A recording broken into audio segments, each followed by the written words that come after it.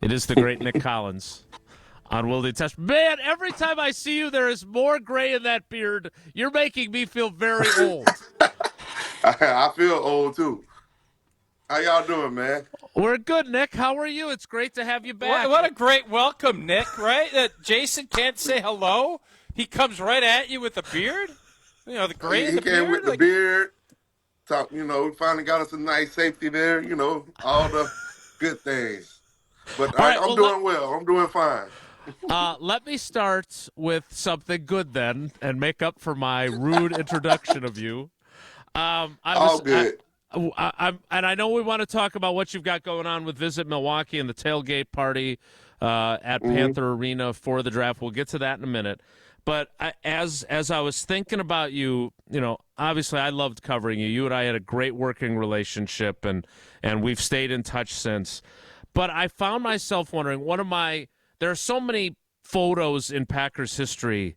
There's only a handful of them, though, that are iconic, right? Like Jerry hmm Kramer carrying Vince Lombardi off the field, right? And him looking up at Vince Lombardi. But one Right. of them is you in the end zone in Super Bowl 45.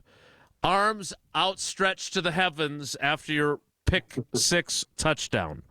My question is, I see a photo, just a little tiny piece of a photo behind you. Is that Yeah. photo, or that looks like Lambeau Field? So that's Nah, not that's it. that Lambo. Yeah. That's to get us in. That picture right there. That's to get us in the playoffs right there. Okay. That's over the Chicago Bears, the last game of the season.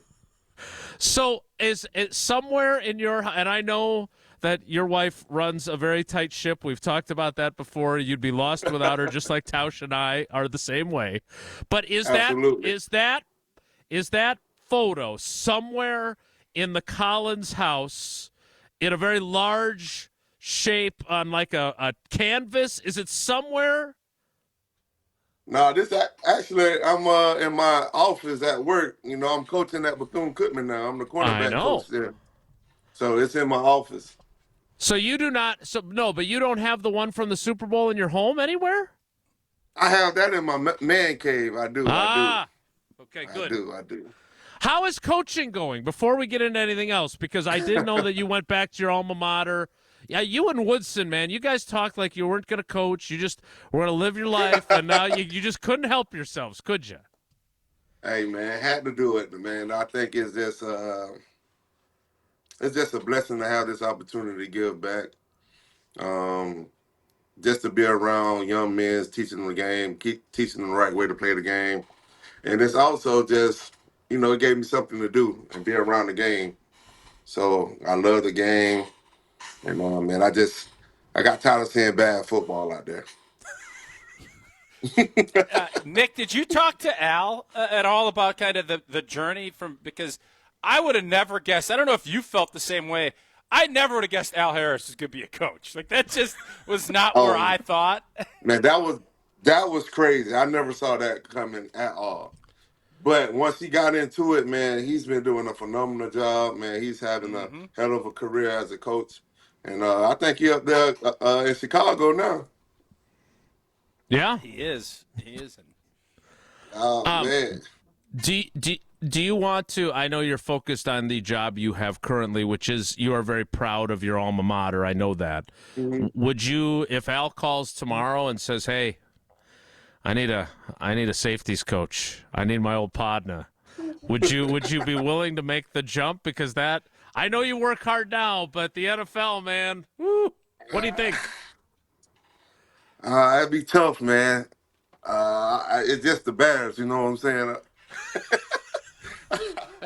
Nah, it's just I have to sleep on it. I have to sleep on it. Nah, if he do call me, it'll be a blessing. I would consider it, but it'll be tough for me.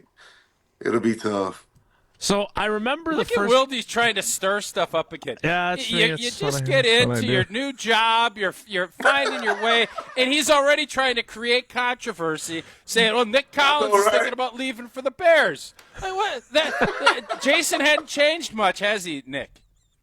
Not at all, man. Jason gonna be Jason all the time. Oh, great. Now I got both of you ganging up Why are on you me. always trying to stir stuff up, Jason? So, Nick, one more thing on coaching, because I do want to get to McKinney, and I really want to get to your event that you've got planned with Jordy Nelson down at the Milwaukee Panthers Arena in Milwaukee for the draft. I am curious, though. You know, I remember when you came on with Tausch and I early on in the show's existence, and you were like the bus driver, right? You were taking the kids to school, picking them up, taking to their, and then you were coaching at the high school, right? So, what has it been like to get into this? And you said giving back, and you joked about bad football, but you're one of the best to ever do it, man. And so I got to think that these kids love having someone who did what you did now helping them become better players. What's it like for you to feel that? Man, just to receive the love, and sometimes, you know, you still get the bad apple sometimes. Some guys still want to do it their way. Then you got some guys that really dive in and just try to pick your brain, ask the questions that's necessary to be great. But yeah, man, it's I love what I do, man. Just to see these guys flourish and the academics and also on the field. And just to, you know, it's no gratification for me. It's like I'm a proud big dad of all these kids that I was able to coach and, you know, just be a part of their life and be a part of their journey. So, man, I think what's more gratifying is when they give you that call whenever they done and they don't moved on and they be like, Coach, man, you was right. You told me this is how it was going to be. I think that's the more rewarding than anything. Well, you certainly give them something to strive for, too, because I remember when you were drafted, you know, a lot of us didn't know a lot about you.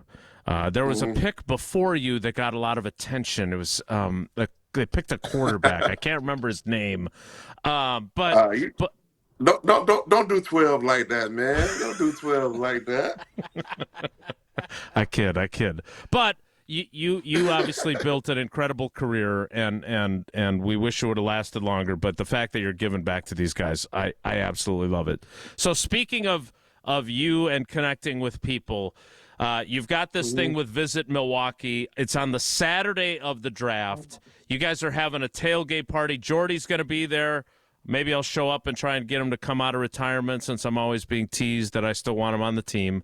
But you're doing this at Milwaukee Panther Arena. For folks that are interested, they can go to visitmilwaukee.org. The $75 VIP tickets are available now. There's also $10 general admission tickets. It's presented by Potawatomi Sportsbook. How often do you get back to Wisconsin? Because I'm guessing when people see you, they're excited to catch up with you and see how you're doing. Man, I'm in and out at least 3 to 4 times a year. Man, it's just amazing when I do go, you know, come back up into Wisconsin.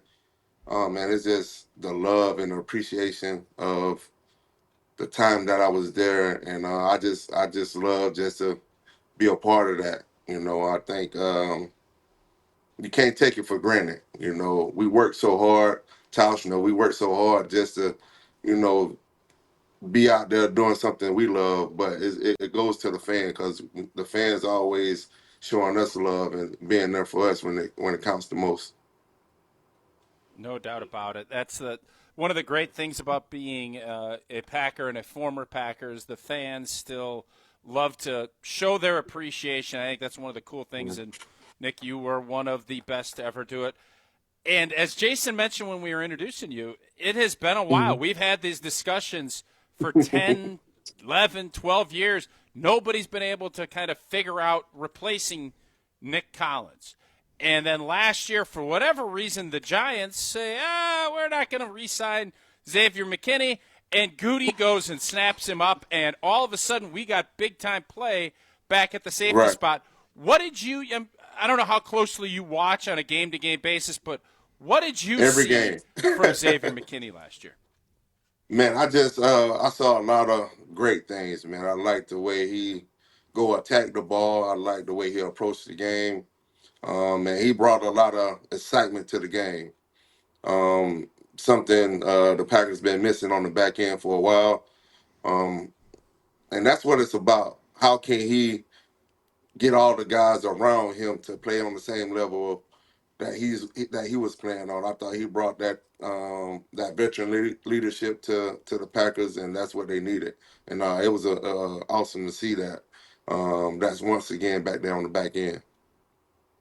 Yeah, Nick, when Charles came, it seemed like things Mm-hmm. kind of swung, and watching film, and I always laugh because Al would come in sweatpants all the time. Next thing you know, he's rocking a suit. You guys are all coming in game days, all dressed up, but changing that tone, and we saw a ball hawk again. You were a ball Yeah. hawk. I guess, could you kind of just take us in, and how does that change when you see somebody else doing that? I know you guys used to do, and it wasn't bounties, but you used to have things where interceptions and during training camp, and that competitive Right. juice that carries over to everybody else, and that brings and elevates the rest of your secondary. That's just as important, I would guess, as what from Xavier doing it himself, right? Absolutely. I think that's what you need. You need to be competitive at every segment of the game, and practice in the game as well. And I think that's what Charles brought to us, and showing us a different way. We was able, like you said, we had drop balls, missed interceptions, that we had a little pot that we used to put money in. So whoever get a pick in the game, that's who win the money. So it was just something to, always stay competitive, always having that competitive edge. And I think, and I don't know if they still doing that or what they doing, but I think what Zay did was teaching the young guys, man, you got to get in the film room. You must study. You must know what our opponent's trying to do to us. And I think you break the game down in different segments. On third down, who they go to play on third down. When the game is on the line, who they want to go to. Is just the little things that people don't really think about throughout the game. And I think this year they did a good job. Bringing McKinney in and to do all those things to help the young guys figure things out. So because Charles would go into detail. He comes on the show, at Mm-hmm. least once a year, and he went into some detail. How much of that did that change the way you approach the game, just in how Charles watched film? Because I think we all watch film, and then Yeah. you're really watching it and understanding what you're looking for, so that it will carry over to a game. How much of Charles's, I guess, leadership did that matter to your career? A lot. He helped me a lot. It's all about your pregame checklist. You got to know the down and distance. You got to get the call. You must know the formations. You must know all the adjustments when the offense is shifting and moving around. So you got all this playing through your head at the same time, and you got to get everybody lined up. I think for me, it was just okay. Do I have my brother's back? Because Charles would jump something in a heartbeat, and we had that relationship where he'll say, "I'm gone." I know, okay, I got to get over the top. Same thing. If I see a play and I recognize the formation, I look at him, and I'm gonna take it. If he come inside, I'm gone, and he replace me. So it's just all about knowing your brother and knowing the defense and how it worked for our success. And I think that what helped us be one of the best defense that ever played the game. I think one year we had more interceptions than we had sacks. That's unheard of, And man, it was just beautiful to have all those guys on the back end just on the same page with the same goal, same purpose. Man, we were special back then, man. Hey, You definitely was were. that verbal? Was that verbal if you decided, hey, Charles, I see this, I recognize the route, I recognize the formation, and was there Yeah. ever a case where there wasn't the communication and a big play happened and you all had to go back over to the sideline and explain that maybe you saw something, you jumped it didn't work, and a big play went the Man, other way? man, I remember when Charles first got here. Quick little story. When Charles first got there, we were down in Miami, um, and we both recognized the formation. We both was like, if he come inside, I'm going. So he was like, I'm the veteran, so I'm gonna take it. But I was like, I was the young head, stubborn, like, nah, this my play. And we both jumped on it. The guy behind us caught the touchdown, and me and him got in a little altercation. But with that altercation, that's how we grew closer. The bond was there, and that's when we had that real heart to heart sit down, and the rest was history. It also helped that you guys won that game 34-24 instead of losing it. Was that the game where Clifton got the bad sushi? I think that was the bad sushi. Yeah, Bad sushi in the strip mall. Never and it have was so sushi in a hot. strip It was mall. like 120 degrees down there on the field. It was boy, it was rough. Talking with legendary Packers safety Nick Collins on Wilde and Tausch. All right, quick question. I want to talk a little more about the defense and then a little more about the draft too. But when everyone elevated their fashion game with Charles, why did that not impact the offensive line at all? Because God knows Tausch wasn't dressing up. That's not very nice. What the heck is going on here today? I would say this. We wanted to try to be professionals, like, so Charles was like, we professionals, so this is what we're gonna do. We're gonna dress up, let them know we're here for business. I think when big games, I think Charles threw on a little suit. He ain't have no tie on, but he had on a little suit with his little button down, halfway. You got to make sure you're open. comfortable too. Yeah. No doubt. So Nick, since you watch, well, hey, Nick. We're not going to look good. You know the old look good, feel good, play good? We just want to play good. All that other stuff, be comfortable, play good. Right. I understand. All right, Nick, couple things so we can let you get back to coaching. One, you talked about how you watch this defense. So Jeff Hafley, talk about trying to find a replacement for Nick Collins for over a decade. There's been some inconsistency in the systems here too, right? And the defenses have kind of been okay, not great, all over the map. It looks like they finally have a system that really works. What do you see when you watch this team defensively under Jeff Hafley? I think Hafley doing a good job understanding his players and who he has out there on the field. And I think they believe in him and trust in him, so it allowed them to go out there and just play freely. And that's what you want. You need a coach that's going to believe in the players that he have, and how can he shape the defense around those type of players that he have. He inherited some of those players, so he didn't get to bring some of those guys in, so he inherited them. So how can I make everybody happy and have fun at the same time? And I think he done a magnificent job with doing with the Packers. Well, and one of the guys that it was, at least early in the season, seemed to be reborn in his system was Jair Alexander. And he had a pick six in Tennessee. I know you didn't get to play with him, but you've watched him. It looks like they're going to move on from him. Goody leaving open the possibility, I guess, of him coming back. When you look at him, you see a guy who could still play. I'm curious what you think if you don't have a guy of that talent in your back end.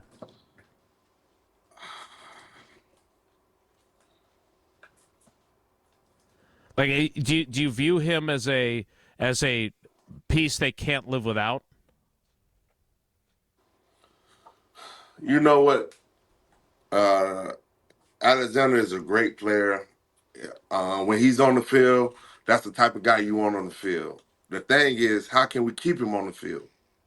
Right. And I think that's the decision that the Packers gotta, figure out. Do we want to continue to have this great player, but how many games we gonna get out of him? And I think there's no knock on him. It's just, man, it's the nature of the business, right? Do we? I think for the past 3 years, he probably played 12 games. Yeah, maybe about half of their games he's played. Yep. So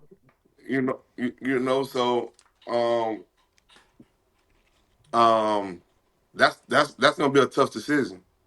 I think, do you give him to training camp and see what they can do and see that, or are you go ahead and cut ties? You know, I don't know.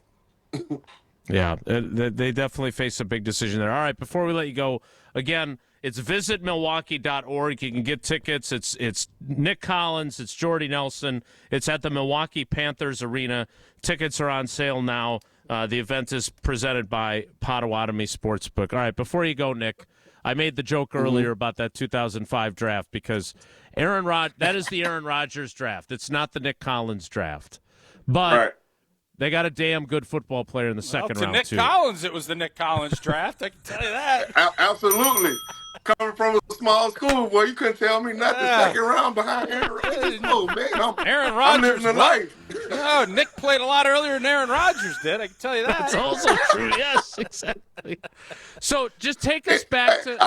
I can say that, you know, I did start before you did, so. You hey, did? Yeah, I'll say I'm it for winning. you, Nick. I got no problem saying that. So take us back as we let you go. Take us back to your draft day. Think back to that day in 2005. What stands out still in your memory 20 years later? What stands out? My parents and my agent knowing that I was gonna get drafted high, and I didn't think I was gonna get drafted until 6th or 7th round, right?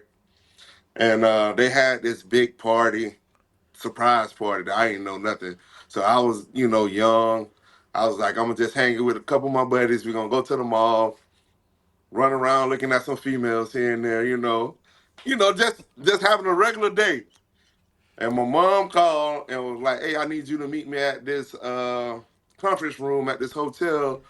And I was like, Mom, for what? I'm not getting drafted on the first day. So I go over there, and it's 100 plus people in the conference room. They got the draft table, and everything set up. So I was shocked. But what stands out? The prank call I got before I got drafted. It was like first round. I think Atlanta had the 25th pick or the 26th pick or something like that. And one of my buddies called my phone, but it was from Atlanta. They was like, you might want to pick it up. And he got on the phone like, hey, bud, how draft going? Oh, man, that was I was like, I to this day, me and him talk about it. Like, I still owe him for that. But I think just to get the call from Green Bay, from Ted Thompson, bless his soul, and